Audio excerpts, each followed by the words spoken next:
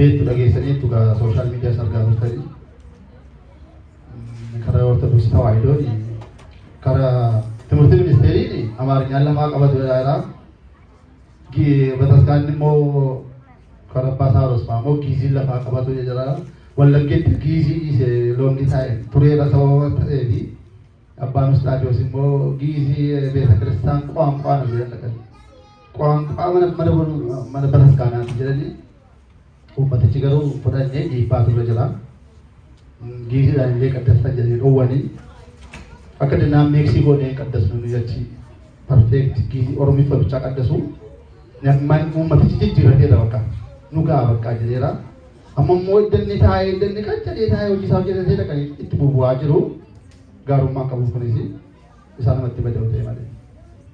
kun immoo gara salphinaatti geessa eenyu cabsa oromoodhaan oromoo cabsuu dhaqan jaarsi kun oromoodha jedhanii erganii achitti dhaqee yeroo akkasii kanaa gadi bu'umsaa miidiyaa irratti እንትና ተውንሳ ጋሩማ ይንቀቡ እና ኦርቶዶክሲን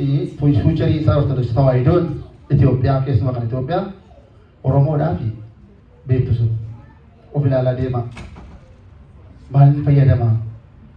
ፋይዳንኮ ማሪ ዳጅዳል ብሪ ሚሊየና ገዲሳ ጅሩ ሚሊየና ቀጨመደ ገደ ሚሊየና ጁጀታ ጅሩ ኦሮሞ ተፍሲሳኒ ሚሊየና ትገዲሱ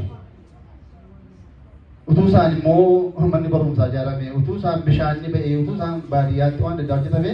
waan gaarii ture jechuudha. Kanaaf barumsa irraa dabarraa ijoolleen gara kutaa keessa jechuudha.